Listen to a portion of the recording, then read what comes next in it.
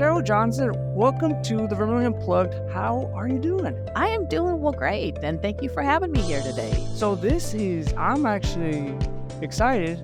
This isn't the first time that I talked to a politician, but you're running for, if I believe, Congress, right? Yes, I'm running for the U.S. House of Representatives. Now, because I'm trying to figure out the whole schedule thing, because we were supposed to have you tomorrow, because Leslie helps you out, right? She is. She's my deputy campaign manager, does a fantastic job. That's why. And then, we had the rescheduling, but luckily everything's working out right now. So, but this is where I'll ask, what do you do? Well, as far as for running for Congress, right now I am out raising money. I'm out talking to people. I'm out studying the issues and planning to beat U.S. Congressman Dusty Johnson, so that we can get a voice that better represents the people of South Dakota instead of special interest. Now, are you guys related or not? No, and I wish I had $1 for every time somebody asks me that. I get asked that so often, and I'm like, oh, but no, we're no relation. Yeah, because yesterday I was mentioning to a friend, I was like, hey, I'm going to have Sheryl Johnson. And they're like, Johnson? I'm like, yeah. He's like, Dusty Johnson? Ask them if they're related. I'm like, I'll ask. I didn't even notice the last name. Yeah, so either way, there's going to be a Representative Johnson, one way or the other. I just tell people, vote for the right Johnson, vote for the South Dakota mom, the S. Sheryl for South Dakota. Oh, and then that's another thing I want to bring up. So I noticed, on your website, I'm checking everything now. It says mom. Yeah. But why the emphasis on the mom part? Just because a lot of reasons. For one, I'm just tired of the politicians acting like a bunch of spoiled children. I mean, they can't get along. They fight. They call each other names. And that was just kind of the joke part of it. But the reality is I am a mom. I've got 4 grown daughters, and I'm running because of my concerns about them. I want a better country to pass down to them, and I've been very frustrated with what's been going on. I've got a lot of other things that I've done in my life, but mom just kind of wraps it up, and it's easy for people to remember. I will be out at parades, and I'll hear people say, oh, there goes that mom lady. You know, they can't remember my name, but there's so many people running for Congress right now. It's very easy to forget people's names, but they can remember that I'm a mom. Are you from South Dakota, the Midwest? Technically, I grew up in Northeast Iowa on a farm, but I have been in Sioux Falls for about 32 years. My husband and I, he was in the military before that, so we traveled around the country. We're stationed different places. But this South Dakota is home to him and his family, and it's home to me now. So this is where I'm going to ask you. And man, I swear I say this every single episode, and people are probably tired of it. So I'm from Texas. Okay. I'm still newish around here. I'm gonna say, actually, we're in September. We hit, maybe today's the date. So we hit 4 years. Okay. Living here in Vermillion, actually. So far, I like it. Yeah. The only thing I don't like, and I say this almost not every episode, the weather. The winter winters are tough. Yeah, I don't know how y'all guys do it. You guys are some tough people, except for the summers. I don't know. For some reason, y'all guys can't last over the summer. I know. But the winter, man, I don't. Well, we got more humidity up here than Texas has. So it's not the heat, it's the humidity. So that is true. Because where I'm from in the Dallas-Fort area, it's more dry, but it gets hot. Oh. Remember there was a few times over this summer, especially last summer, it hits like 100. Or it'll be 90, and then it hits 100 right here, and I'm still fine. That's where I'm like, oh, I could finally wear a short sleeve. Yeah. You see me in a long sleeve. But the summer usually here is, for me, it's beautiful. Yeah. I love it. You know what? And the winters is, okay, it's probably just February that's really bad, sometimes January. But I do like the snow. And in the winter, in Christmas time. Not the cold. The cold sucks. And the cold with the wind, below wind chill, that is awful. Yeah, I still don't like it. I've been in the Midwest my whole life, and I still don't like the cold winters. You're gonna make me want to move back now. But all right, let's get enough about the Texas stuff. So what? And I ask people, because I like asking the locals. But what are those issues people have in South Dakota? Right now, I'm traveling around talking to a lot of people because I feel like I know what I want changes of, but I'm going to be representing the people of South Dakota. So it's important for me to go out and talk to people and find out what they want. I'm hearing a lot of frustration with the cost of living. That's a huge thing. Housing prices are rising. Food prices are expensive. Education prices are expensive for kids wanting to go to college. I get frustrated because I just feel like in this country, the rich keep getting richer and the rest of us, all the working families, keep getting left behind. And it's just a struggle to make ends meet. I tell people, if you would have told me 10 years ago I was running for Congress, much less as a Democrat, I would have laughed. I grew up in a Republican family, in a Republican town, in a Republican state. And a lot of the thinking there was that if you're poor, it's just because you're not working hard enough. And I have found that is so far from being true, because most of the people I've talked to that are struggling working families, a lot of them are working 2 or 3 jobs. Unlike some of the very wealthy people that they make a lot of their money on interest or stocks and stuff like that. So they're out on the golf course and their money's making money for them while they're out golfing. So I just think the working families probably work harder than anybody I know. So I got a very different perspective. Well, not different. I have 2 perspectives because, I guess you would call it a first generation. Okay. And my parents are from Mexico. And then my wife, she's actually from Mexico. She came here, same thing, like 4 years ago. And surprisingly, like my daughter was born in Mexico. Now she's here. She doesn't want to speak Spanish now. She just keep doing it. We speak Spanish. But anyways, one thing that I've noticed with, especially my dad, and I'll talk about my wife too. So my dad grew up poor. And I thought it was an exaggeration, but he's like one of those, like you hear like all that they say, oh, my parents said they grew up poor and they walked and this and that. No, yeah, he was one of those people. And he did. But now he worked hard and this and that, and now he's living a very good life. But then I was talking to my wife, because she also grew up poor in Mexico. Mexico is very different. It's very different. But she actually likes it here a lot because she says you could start from nothing. Mm-hmm. And work your way up. And that's what, I remember how we started. So that's why I got 2 different perspectives, because I understand the part where people are like, hey, some people may have the advantage or this and that, but we all have the opportunity. Yeah. Yeah. So I hear that a lot. I feel like it's kind of rigged a little bit.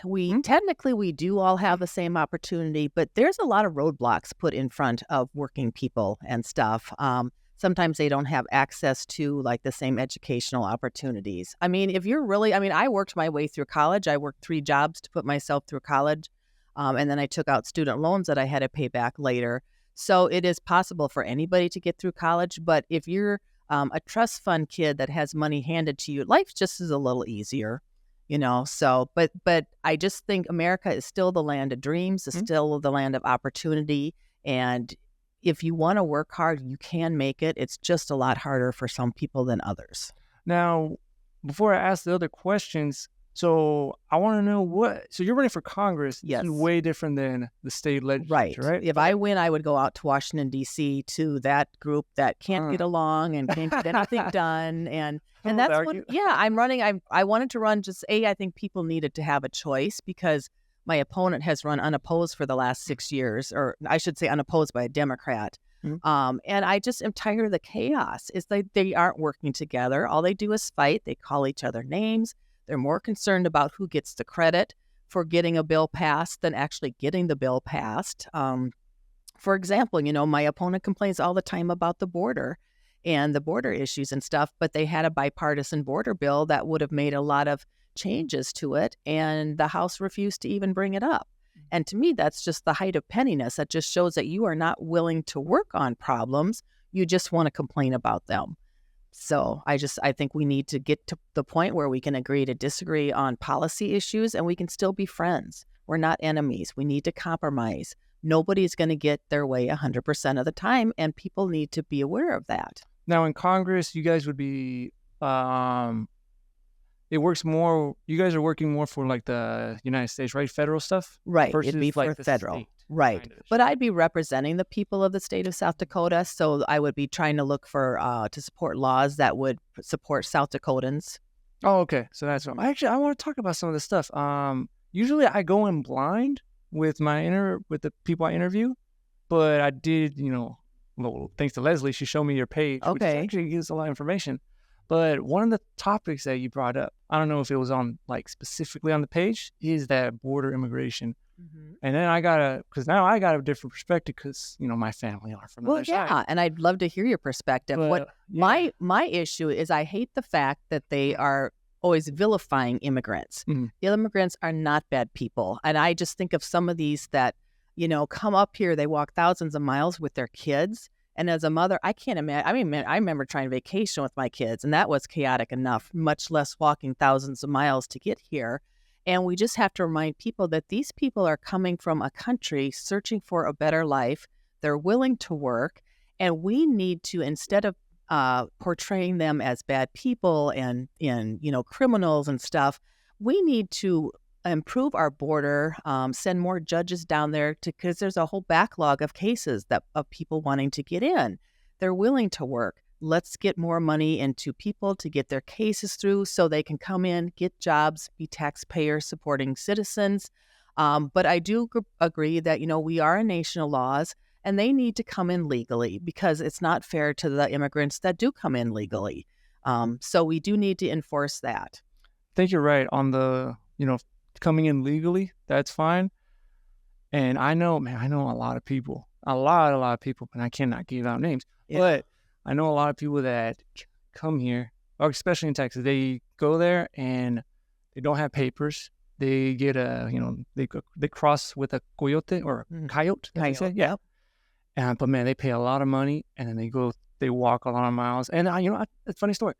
A few weeks ago, we were in Mexico and I talked to my cousin. He crossed California.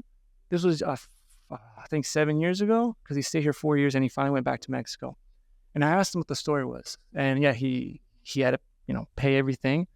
And the story was, once they got to the border, they got out of the truck or the trailer, they had to jump the fence, and, they're going one by one. And then they hear either dogs or it's immigration. And he said, a lady fell on the other side of Mexico and she cracked her skull. Oh. Well, she probably died. And then he had to run and this and that and had to hide the whole day. And then he finally got a call and went to, I think his friend went to Chicago, but he went to California. I forgot what part. But I was asking him the whole time. I asked him well, how was it? What would you do? This and that. He said, yeah, you sleep in it's a house with a few families, this and that. It's not that bad. It's kind of expensive. He's working on those fields. Okay. And, but he was working 80 hours a week because he's working on the fields. And then at night he's working at a taco stand. And then I said, what did you do with all the money? Well, he sends it back. That's all he does. He's there and because the thing is why do you want to come here? He wanted to go there because it's money. Same thing. When I was in Mexico, because the wages are horrible over there. That's why people come. Most people come for the money and they want to go back. Right.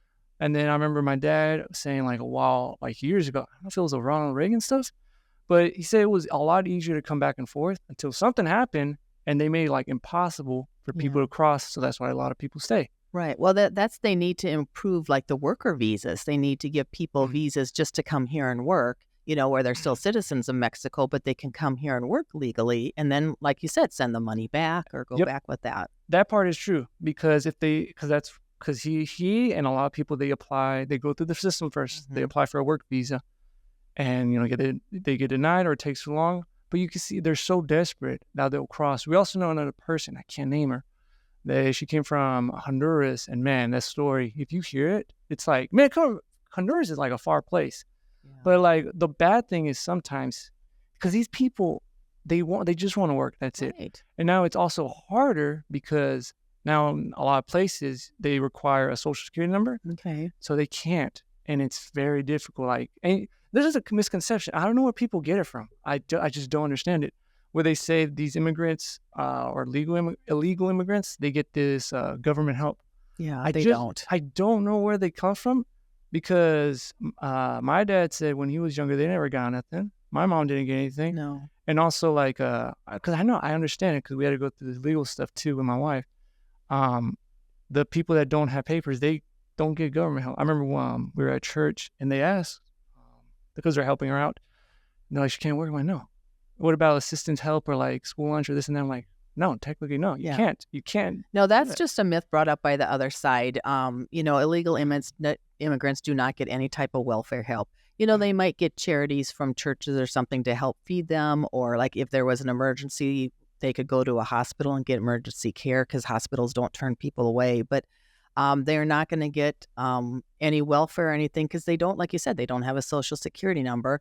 And unfortunately, a lot of times, like they will pay things. They will pay extra social security taxes and stuff, payroll taxes, and they aren't eligible for social security. So they will never benefit from that either. So, and a lot of these, like in California, a lot of the farmers that need a lot of the migrants to pick the food in their fields, they are just really struggling to find workers. They need workers there. And so sometimes they will even take people, even if they know they're illegal immigrants, because they need the workers. And then that kind of makes that business person feel like a criminal. But he's just doing what he needs to do to keep his business alive. And, all the people, they're just doing what everybody would do. You would do whatever you could to support your family. I mean, that's just, we all have that in common.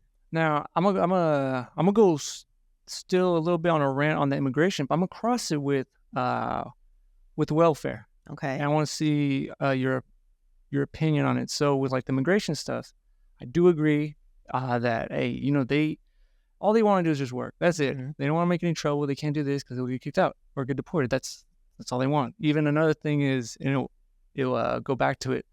When I was in Mexico a few weeks ago, also I was talking to my nephews.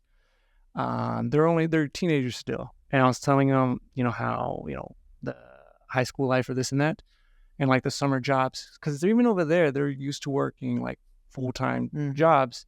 And I would tell them, like, sometimes you hear these like high school kids or college kids in the summer, they don't want to work. They're, oh my God, I don't want to work for example, at a retail store. It's so hard, 6 hours standing up. And they're like, that's all they got to do? I know. Try field work. I grew up on a farm, so I grew up picking up rock, walking beans, detasseling corn, so that field work's tough. And I think we have a generation in America that's gotten a little soft. They don't know what it's like to do field work. Mm-hmm. Now, crossing to the welfare stuff, what do you guys think about it? Do you think we should give that help, or should be eliminated? You know what? I think there too, that's similar to a myth. It's kind of overblown that you've got all these people sitting at home just collecting money. It's not that much money they get, but a lot of these people, like some of them are even parents, and somebody's got to raise their kids. If they go to work, all their paycheck goes to childcare and stuff. And so to me, there's always going to be people that scam the system. There's always people like that. But I think the majority of people on welfare, it's a temporary thing. They have a hard time. Maybe they lose a job. They can't find another job. They get benefits for a while until they can get back on their feet. I can't imagine that anybody wants to spend their whole life on welfare because you just never improve your life. You're much better off working at a job and, like you said, take advantage of the opportunities to get better. So I do think there's a lot of myth in that as well, that people just sit at home collecting welfare. That welfare is, I'm trying to think also about it, because I understand it's really cool, or not cool, it would really help. The thing is, same thing, I was thinking I would bring up my dad a lot because he's really cool about it. Because when he was, when I was still a baby and a kid, I remember that. It was just him working, and man, he had a few jobs, but he made you're at that borderline where you're not in poverty, you're right there lower middle class, but you can't qualify for welfare. Yeah, he hit that point, or I guess it was he hit it when I was born, so we couldn't get that help, and it kind of sucked. You're like, that's not fair. But then other people that they get that welfare and they're not working or this and that, because he told me too, he knew a lot of people. He said that they, after their seasonal job, all they got to do is go to back then, I think it was just back then, they had an unemployment line, and that's how they got it. But for him, because of his pride, he's like, I don't want to be in that line. I'd rather just work. Right. But I don't know if, I think you're right though. I think it is blown out of proportion, because why would you want to? Maybe it depends on the person, because even me, I wouldn't want that. Right. Because I think when we moved here and it was just me working, I think we were right on that borderline where where my daughter could qualify for reduced lunch. But my pride, I'm like, no, I don't need reduced lunch. You know what? I'm gonna pay for everyone's kid. That was my husband years ago too. We had 4 kids under the age of 6, and we were living in Minnesota, and I got my oldest daughter brought a letter home from school saying we qualified for free lunches. And my husband was like, we're not taking that. You know, it was kind of a little bit on his pride. And there too, he was working 2 jobs at the time and I was staying home with the kids because we would have lost money if I would have had to get daycare for 4 children. So, but, and the same thing kind of like with the Medicaid too. You know, right now the state wants to require people to work for Medicaid. Well, most people actually are working. Like 7 out of 10 people on Medicaid have jobs. Sometimes they have 2, but their jobs don't provide health insurance. So this kind of helps get them health insurance. And then I know I had talked to a lady very similar to like what you said, the different levels. And if she would have gone back to work, she would have made too much money. She would have lost her Medicaid. And she was undergoing cancer treatments at that time. She was a single parent and she's like, you know, if I get a job, then I have to pay childcare, then I can't afford cancer treatment. So it was just like, you know, sometimes it's just the humane thing to do to help another person out and hope that their life will get better eventually. Ooh, and then one thing, I'm gonna bring it back to it. So do you think, is it better? Oh, no, I don't say better. Do you think it should be the government's job to like help out? Because one thing I always wondered that too. I was like, well, I guess the welfare is fine when I was younger, until I met like the United Way with the food pantry and all that. Because same thing in the beginning, you don't qualify for that stuff. I think what I did, I think it was only like half that year, that first year. We went to the food pantry United Way, and we go like I think once a month. Amazing. I'm like, this is, you know, there's organizations that help out. Churches could do this. And then that also got me another question though, like, because correct me if I'm wrong. I'm still understanding taxes. My wife's the accountant, so she knows. Okay. I don't know this stuff. But like my taxes, is it true like, hey, it's, you know, like the welfare comes out of like my taxes and all that stuff? Or is it more complicated? Well, it's complicated. I mean, we all pay taxes into basically a general government fund. And then the government, you know, sends money out for different things. So if I have somebody complain about, I don't want my money going to those welfare people, I just like, well, then just pretend your money goes to the roads, you know, because basically we don't know where people's tax dollars go. And unfortunately, there's a lot of waste that we need to get rid of in Washington too. But, you know, we have a lot of wonderful organizations that step up and help people. But I do think sometimes things are so overwhelming that there is a time when I think the government needs to be a safety net for people. You know, we don't want to rely on it too much, but I just feel like sometimes the politicians take like their cost cutting. They always cut cost on the poor people instead of some of these huge, like Elon Musk billionaires and stuff. They get all these huge tax cuts. They get to write off their yachts and their private planes. They get to write all that stuff off their taxes. And then we have working school teachers that can only write off $300 of supplies when they buy for their classroom. And so that's just kind of a very big inequality in our country where it just seems like the tax codes benefit the rich people so much. And so then the rich keep getting richer and then the rest of us just struggle and are left behind. Is it better to like tax more on wealthy people, or is it better to reduce the taxes on like everybody? Middle class? If I was reducing taxes, I would reduce it on the lower working people. I would love to just totally redo our whole tax system with all these deductions and stuff because it's so complicated. And then you got to, and this, your wife maybe wouldn't like this since she's an accountant because she might lose job. But you know, then you could do more people could do their taxes on their own instead of having to pay somebody $500 to do their taxes. Man, right before that, 2 years ago. And I don't want to bash on H&R Block. Yeah. But they charge us like $800. I'm just saying that. I feel like it was overpriced. Yeah. That's expensive. Yeah. But yeah, it's just like, I forgot what I was going to say. I'm sorry. Taxes. I'm so sorry. We're talking about taxes. Yeah. Yeah. I just, you know, if everybody, like you start off with the low incomes, maybe they pay like 1% tax and graduate to 2%. And then the more you move up your income, just gradual, a extra percent, the more you move up till the top rate is maybe paying, 50%. Back in the 1950s, the top people in our country, they were paying 90% of their taxes in income taxes. And we had a thriving economy. And they have a ton of money left over. I just feel like greed has taken over and they are hoarding money that could be in our economy helping other people. But what happens so often is if then you get a raise, you make too much money, well, then you're paying a lot more in taxes, like an extra 5 or 10%.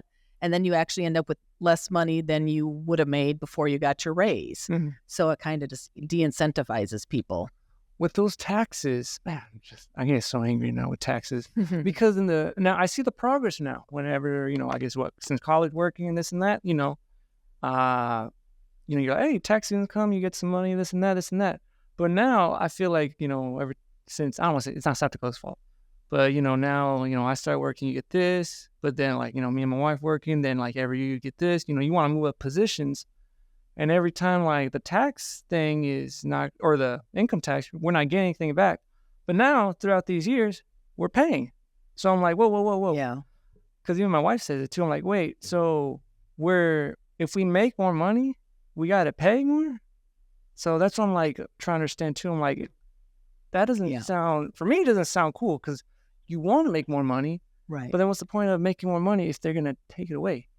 So that's why. Well, that's where if you do it gradually and then take away a lot of the tax cuts, because there's so many loopholes that, there's a lot of people that don't have kids, so they can't get a tax credit for kids. There's a lot of people that don't buy houses, so they can't take advantage of the interest rate for houses. If it was just simplified, people could pay a lot less, because by the time you take off all your deductions, instead of maybe paying 25%, you're actually paying only maybe 15% of your taxes. So you're paying a lower rate anyway. So instead of being at 25%, let's just have you at 15% to start with and not get all those deductions in. It would just make it so much easier. People just get so frustrated with taxes because they can't understand it. They feel like they're paying more than the other guy, and they feel like it's an unfair system. And I've heard a lot of that from people that, it's not fair that these rich people get a write-off, driving back and forth to their meetings, and nobody else gets to write off driving back and forth to work. So it's just, there's a lot of things that could be done. Now, will that change? It's going to be hard to get that to change because too many big donors benefit from the way our tax system is. So it would be very hard to fix it. I want to play a little bit of the devil's advocate on that part. You mentioned actually, it does, because it does happen, the write-offs. But let's say, wealthy people, millionaires and all that, they, they're buying, a bunch of expensive stuff or this and that, vacation, this and that. And you're like, man, dude, they're buying all this stuff. What is the working class? They can't do that. But is it also helping? Because, let's say I'm pretty sure it happens. They go out to eat a lot. Mm-hmm. But that means they are going to restaurants, which is a smaller business, or they're buying stuff, maybe homemade stuff from someone that's actually doing it, or from a organic baker or this and that. Is that also helping a little bit? It is. And I actually have an example that came to my mind. We lived in North Carolina for a while when my husband was in the military. And at that time, they were doing some sort of tax cut. It was like a luxury tax. So if people that bought yachts and stuff had to pay an extra tax, because they thought well, we'll get the rich to pay this extra tax because they can afford it. Well, it actually backfired, because what happened is the rich people stopped buying yachts. And then some boating companies went out of business, and that hurt working families. So, if they're out buying stuff, supporting the economy, that's great. But what's happened, unfortunately, is so many of them invest their money in stocks to want to get more dividends, to get rich, or they kind of hoard their money just to get more interest and stuff on it. And that doesn't necessarily help our economy. So my feeling is, if you give the tax breaks to the working class, those are the people that will go out and they'll buy a car, they'll buy a washing machine, they'll buy a house, they'll buy clothes for their kids because they need all that. The rich people don't have to buy stuff if they don't want to because they have so much. But there again, you're right, they will support luxury, markets and stuff. They'll buy the higher end goods, and that helps those companies too. Now, how familiar are you with the debt in America? Not like the federal government, but people in debt. Because what surprised me and my wife is there is a lot of people in debt, and it could be what do you call it, student loans? Yes. Credit cards for some reason, a bunch. Right. Car debt. I don't know if the house counts, maybe sometimes, but there is a lot of people, and I talked to actually a lot of people. I never noticed that many people with especially student loan debt. But what is it? Would it work if they do like a forgiveness or take that out? Because aren't you like ripping off a Band-Aid? No, not ripping off. But you see, Yeah, I understand what you mean. And yeah, I mean, there's a lot of people that basically live paycheck to paycheck. They have an emergency happen, their car breaks down, or they need new tires or something. And, sometimes then they'll have to put stuff in their credit card. And a lot of times they pay off just the minimum every month because they can't afford to pay off the whole balance. Well, then it accrues interest. And next thing you know, their debt on this credit card has grown to where it gets out of control. And that's a tough issue. I remember the days where we had credit. We just lived on our credit card for a few years because we just didn't have enough to make ends meet from month to month. I was a stay-at-home mom. My husband worked 2 jobs. I mean, times were tough. We tried to keep it as low as possible, pay off as much as we could. I did a lot of garage sale shopping, but sometimes you just need that credit card to get through the month, buy the extra couple of cases of diapers or something. And that's just because it's just not affordable. Things weren't affordable for people. As far as like the student loan debt, I've talked to a lot of people. I've talked to a 50-year-old gal the other day that she has been paying on her student loan for 20 years. And I think it started off at like, I don't know, 40,000 or something. And she still has like $35,000 left on it. She's been paying for 20 years. And so to me, that 20 years, the bank has been getting interest money for 20 years. And so I don't have a lot of sympathy for them if they are done, with getting money from her. I just think we as adults did not do a very good job teaching our children that, pay extra on your debt. A lot of times the credit card companies set the minimum so they can charge you the extra fees. And then it builds up, and next thing you know, you're late, and then you get added fees on, and it doubles. Teach your kids to pay extra, even if they can forego a latte a week. Pay extra $20-$30 a month on your loans because it goes right to the principal. Whereas when you're starting to pay off a loan, most of the money goes to pay interest, and you're not getting your loan principal down. And that's something that my parents taught me. But my dad was a banker part-time and a farmer. And during the 80s farm crisis, they lost their farm because they had too much debt. And so that really made an impression on me that, I'm like, I don't like debt. I don't want to ever get in debt because things can go wrong. And next thing you know, you could lose your home or your land. So it's just very important for people to be aware of what they're paying on. I honestly am one, it's like I would avoid debt any way I could if possible, but sometimes you have to have that. Now, I'm going to tell you two things. One's going to be involving like college, and one's going to be about the farm. There's two interesting ones. So with the college stuff, could, for example, because there's a lot of people that get federal loans, could the government, if they wanted to, could they stop that? As in like, you know what? No, we're not giving out loans. Could they do that if they wanted to? They probably could. Yeah. I hope they don't. I would like to see student loans get a lower interest rate because a lot of times, like if you're a wealthy businessman, you can go get a loan from a bank at, 2-3% if you're getting a lot of money. But a student, maybe only getting $10,000. First of all, if a student ever went to a bank and asked for a $10,000 loan for a business, they won't get it, because they have no collateral, no credit. But if you go to ask for a student loan, the bank will give it to them because they know that the person can never get out of that loan. You cannot declare student loans. You can't declare bankruptcy if you've got student loan debt. You can have gambling debts and declare bankruptcy. You can, have medical debts and declare bankruptcy and get all that stuff wiped off. But student loans, you always have student loans. Yeah. So the bank is guaranteed to get their money back on those. Now, correct me if I'm wrong. Remember, I get my information from like Google and the internet. Okay. So I don't know how reliable it is. And I saw this situation, but how it could play out. So they say like, for example, let's say the government stopped giving federal loans. Yeah, Okay. student loans. They're like, hey, we're not gonna do that.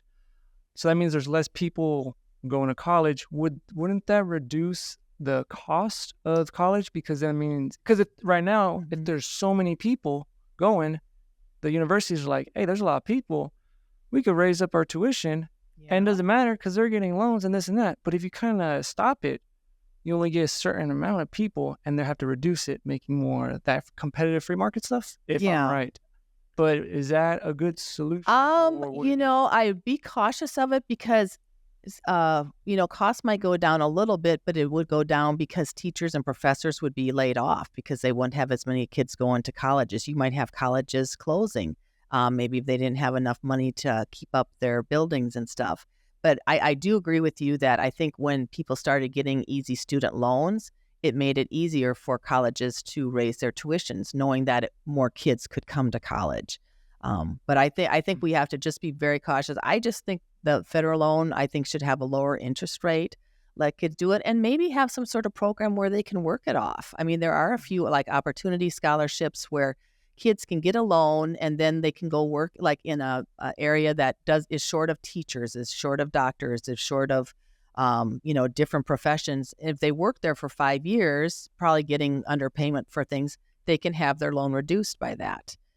So kind of like not really a Peace Corps, but something like, they did in the Depression where they went out and worked on projects. Now, another thing with the farm, so I don't know too much about it, but he explained to me because he is a farmer. I can't say his name, but I know he probably knows who he is. So you could correct me too, because I'm still learning about like the subsidies for crops. If I understand right, so like if you sell, is it called a bushel or something like that? A bushel of corn or bushel of soybeans. Yeah, so for the farmers, like there's if the price goes up, if they could sell it for higher, they make that money. If the market's sold for lower, or if it's at a lower price, the government gives them that subsidy. Yes. And then that's where they don't lose money and they don't got a business. Right. And it seems unfair. And it's funny because a lot of the farmers that get these subsidies are the first ones to cry they don't want socialism in the country. But I think these subsidies are very important. The bushel of corn, like in the 1970s, was selling for like $3.30.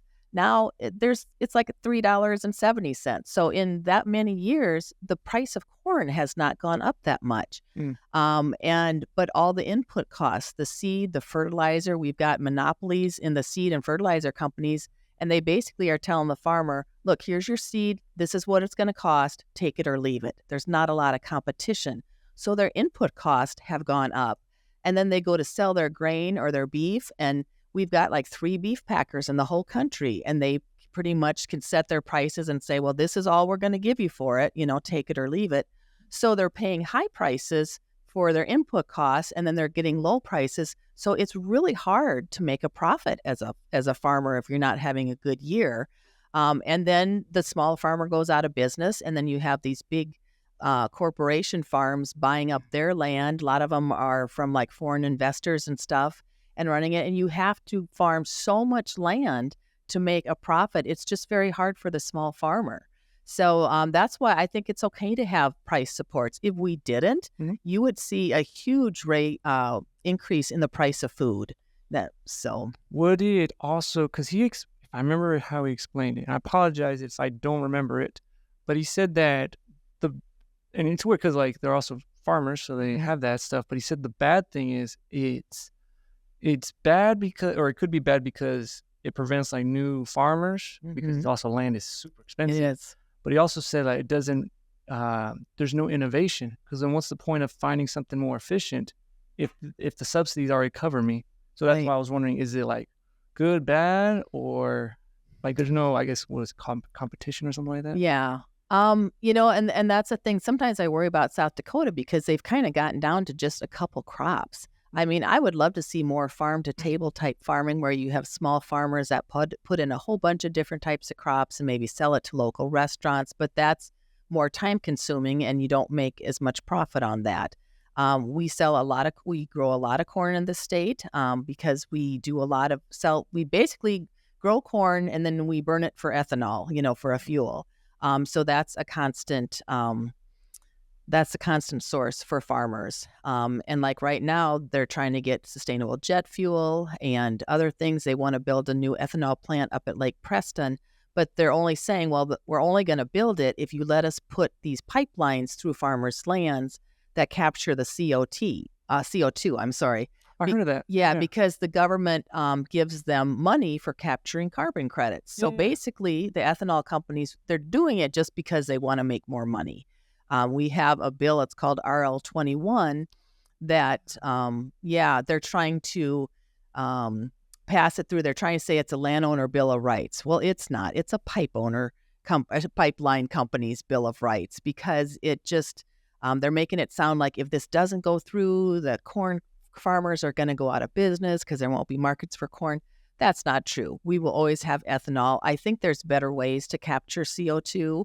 I would love to see a lot more of our prairie, some of our native prairie grasses and stuff have very long roots, can draw in a lot of CO2. And we have ranchers out west that could grow a lot more of this stuff and get the credits for that. And that would help the farmer more so than the huge agribusinesses. I'm keeping track of the time, and Okay. we're almost running out. But I do want to ask Sheryl, why? Well, yeah. So why should I vote for you? Like, I'm a registered independent or Okay. NK or whatever you call it. I don't know. Registered independent. I Yeah. wonder if I should pick a party to be a Federalist or something. But like, why? It doesn't matter what you're registered as. It matters who you vote for. There And, you go. and I encourage people, you know what? You don't necessarily just have to vote for the people in your party. I say, look at the person, vote for the person that you feel best represents you. I'm going to Washington, hopefully, to be a voice for the working class, the working people, and not special interest. I always say I'm going to be working for your interest, not special interest. My opponent, he's a nice guy, but he's been a politician his whole life. He's actually running for governor already. We know that because he's doing fundraising for governor, which means if he gets reelected, these next 2 years, he's going to get a taxpayer salary while he's raising money and running for governor. And I don't know that I want my taxpayer dollars going to pay for somebody to run for office. If he's, just give him a couple years off so he can run, and I'll go in and do the work. So. What is the salary for the house? Oh, gosh, I don't know. I know it was over 100,000, which is probably more than I've ever made in my life. It's probably like snap. 150 or something. I'll have to look it up. I actually have never checked it because it's like I'm not going for the income, although I do know it's very expensive out there. But Well, maybe I should run now. Wait, could they? One more question. This is way off topic too. If they wanted to, could they vote to like not increase their salaries or lower it? yeah. But They could. They probably won't. Well, I would love to go. I would love to enact term limits. We get a lot of these career politicians. They go in. The minute they're there, they start raising money for their next election. They go and they want to make a career out of it, and they're there 30, 40, 50 years. I thought there was a limit. Like, You can. how does it No, work? there really isn't. Statewide there is. You can only do so much in Senate and House for the state of South Dakota. Federally, there's no limits. They've tried to put them through, and a lot of the career politicians don't want that because, then they're out of jobs. It used to be that our government started and our Congress was just everyday working people. They would go, they would serve a couple terms, they would come home, and then somebody else would do it. I think everybody needs to be more involved in running the country and not just the specialist. Other things I would like to do, I would like to overturn this bill that was called Citizens United that gave corporations the power to put unlimited money into PACs and candidates and stuff. And we have a problem. We have so much big money running our government. And then once you're there as a politician, if you want to get reelected, you have to do what the big donors want, or they're not going to give you money for your next election. I think that's just wrong. I would like more transparency in PACs so we know who donates to a PAC. For example, you could donate $3,000 to my campaign, and I would appreciate it if you did. But if you were really rich like Elon Musk, you could set up a PAC and put in $45 million a month and then give that to the candidate of your choice. So that's where the rich people in our country have a big advantage, and they just kind of control Washington because they've got the money. And I think that's wrong. I think we need to take the big money out and get the voice back to the people. And I would say vote for me because I'm the person that would push that. I'm not running to be a career politician. I'm not going to tell you how old I am, but I'm older than Dusty already. If I could get in for a term and make changes, great. If I do a good job and people want me to run again and reelect me, I would serve again. But I don't want to be there forever. I've got children. I've got grandchildren. I want a semi-normal life eventually, too. So. Okay, sweet. Well, I do wish you good luck on your campaign show. All right. Well, it was great talking to you today. Thanks for having me.